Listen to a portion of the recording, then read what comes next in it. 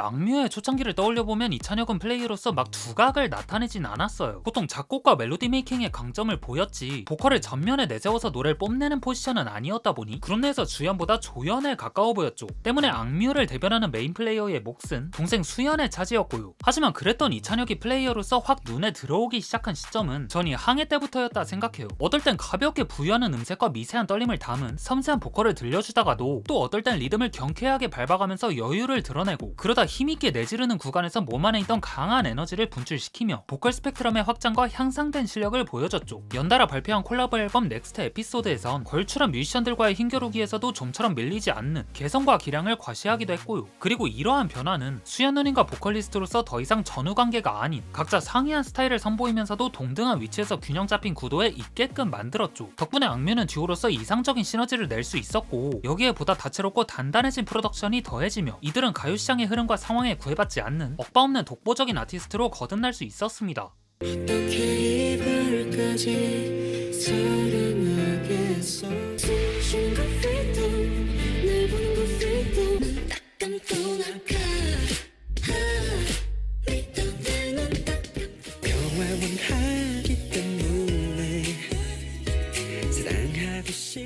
그리고 이때쯤부터 이 형님은 무대에서 치명적인 제스처와 관능적인 보컬 운영으로 지디병 말기 환자란 인간미인 그 자체가 됩니다. 물론 나중 가서 이에 대해 무대 위 그 순간의 온도와 감정에 솔직하게 몰입했을 뿐이라 해명을 했지만 대중의 눈에 비친 그는 지디의 퇴폐적인 분위기를 따라하고 싶어하는 것처럼 보였죠. 근데 이 형님은 그런 시선을 전혀 신경 쓰지 않는 듯 오히려 한 발 더 나아간 행보를 펼칩니다. 유튜브 채널을 하나 판 다음 서울 도심 한복판을 자신만의 공간으로 쓰는가 하며 달리는 차 안에서 부동자세로 음악 감상을 조지거나 한밤중 횡단보도 위에서 전조등과 20분 동안 눈싸움을 벌이는 등 단번에 이해하기 어려운 비디오아트를 연달아 공개했죠. 하지만 여기서 끝이 아니었습니다. 그로부터 며칠 뒤 첫 정규 앨범 에러를 발표하며 본격적인 활동기에 들어섰는데 이전보다 더 난해한 기행들을 선보인 거예요. 음방에서 인터뷰에 묵묵부답하고 스스로 전시품이 되어 쇼케이스를 진행하고 무대 위에서 반삭 퍼포먼스를 감행하는 등 상식의 테두리 밖에서 움직인 그의 행보는 대중의 조롱과 찬사를 동시에 샀습니다. 어그로 끌려고 진짜 별짓을 다 한다. 본인이 하고자 하는 걸 몸소 실행하는 게 멋있다. 뭐 이런 양 극단의 반응으로 갈렸죠. 그러다 보니 이찬혁이란 대상을 두고 예술병과 행위예술이란 상반된 시선이 충돌하기도 했고요. 하지만 정작 이찬혁 본인은 이런 현상의 지디병 논란 때와 마찬가지로 크게 개의치 않았을 겁니다. 오히려 흥미로워했을 가능성이 크죠. 왜냐면 파노라마에 적은 이 짤막한 가사처럼 그저 자신이 하고 싶은 걸 실행에 옮겼을 뿐인데 대중은 이에 대해 각자의 해석을 내놓고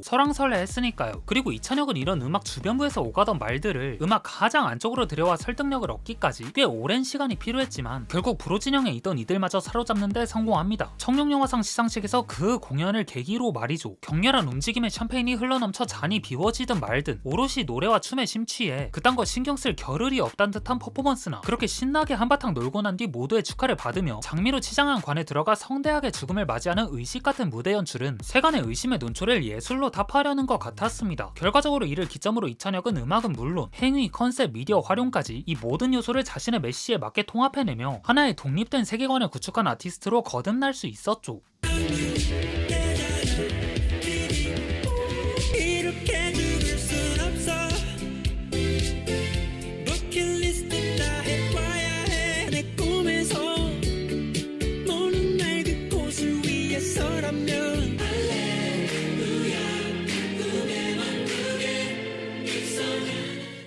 이처럼 개인의 성공적인 챕터를 열어 제낀 뒤 밴드 프로젝트를 진행하고 다시 악뮤의 일원으로 복귀해 가벼운 팝음악으로 잠시 숨고르기에 들어간 이찬혁은 그로부터 1년 뒤 두 번째 정규 앨범 에로스를 발표합니다. 이 앨범에서 이 형님이 말하고자 하는 바는 명확해요. 차갑고 무감각한 세상에선 이상을 찾을 수 없기에 오히려 결핍을 견디는 자기 자신 안에서 진짜 가치를 발견하게 될 거란 것. 뭔 말인지 모르겠다고요? 네, 저도 뇌지컬이 딸려서 이게 뭔 말인지 몰랐는데요. 하지만 앨범 소개글에 적혀있는 내용과 가사를 잘 버무리다 보면 얼추 감이 옵니다. 그는 이 세상의 불완전함을 정면으로 마주하면서 비합리적이고 아이러니한 감정과 태도를 여러 트랙에 걸쳐 진솔하게 담아냈어요. 이상적인 사랑을 쫓던 이에게 근원적인 질문을 던지고 화면 속 자신의 거짓된 웃음과 눈물을 실토하고 사랑이 곧 멸종할 거란 비관적인 태도를 드러내면서 말이죠. 하지만 그러다가도 사랑 한 줄기만으로 살아갈 수 있다 고백하기도 하고요. 즉 이찬혁은 이렇게 불완전함으로 가득한 세상이기에 오히려 조화로움이 탄생할 수 있음을 깨닫고 더 이상 이를 관조하며 물러서 있지 않기로 합니다. 그가 바라는 이상적인 사랑의 순간이 이 세상에 오지 보여주지 않더라도 그 순간을 진심으로 바라는 마음만 있다면 거시적 차원이 아닌 미시적 차원에서 결핍을 안고도 누구나 충분히 빛날 수 있다고 말하죠. 그리고 이 같은 메시를 전하는 과정에서 누군가 자신에게 돌을 던지고 그 돌을 맞은 자신이 설령 괴물처럼 보일지라도 그는 음악가로서의 사명감을 잃지 않고 사랑의 가치를 보존하기 위해 기꺼이 자신을 투신하겠다 합니다. 결핍을 창작의 원천으로 삼는 이찬혁 본인이요.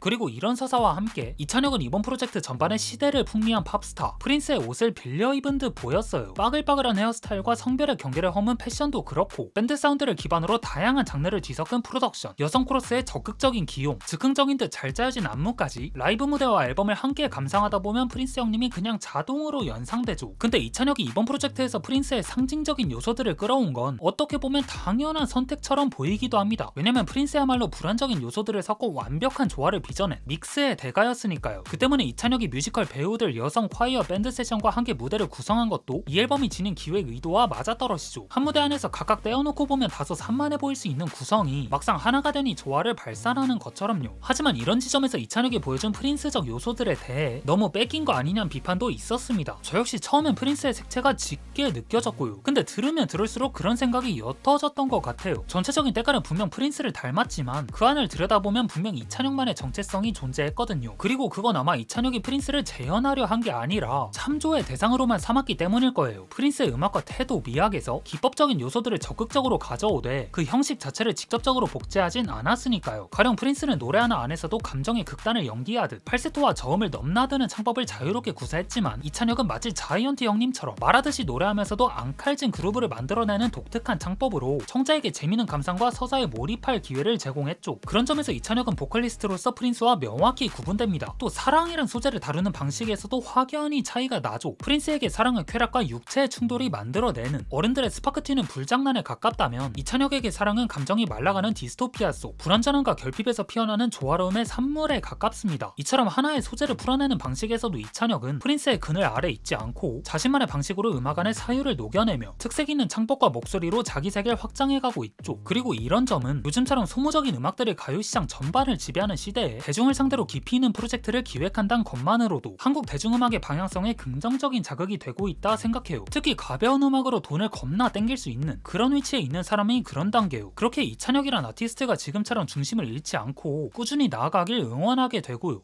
왜 그렇게까지 열심히 하세요? 라는 말이 저한테 너무 당연해서 근데 막 저는 왜 그렇게까지 안 하냐고 반대로 묻고 싶어요. 그 정도밖에 안 해요. 만족이 안 돼서 이렇게까지 하는 것 같아요. 이렇게까지 해야 내가 행복하니까. 네, 옛날에 안경 끼고 기타 튕기던 그 모습에서 지금의 이찬혁을 떠올려보면 확실히 자신만의 껍질을 깨고 나온 사람 같습니다. 물론 그때도 자신에게 주어진 역할을 다 했겠지만 그때 뭔가 좀 짜여진 틀 안에서만 노는 수동적인 이미지였다면 지금은 자신이 구상하고 표현하고자 하는 바를 보다 자유롭고 주도적으로 펼쳐내고 있다는 점에서 그 모습이 참 보기 좋고 무엇보다 스스로가 행복해 보입니다. 마치 물 만난 물고기처럼요. 자, 그럼 이찬혁이 앞으로 또 어떤 프로젝트로 세상을 자신만의 색으로 물들여 나갈지 기대해보며 이번 영상 여기서 마치고 전 다음에 올게요. 결핍은 사람이 항상 있는 거예요. 근데 그걸 이제 받아들여야 하는 거죠. 결핍과 직면할 때 느끼는 자유.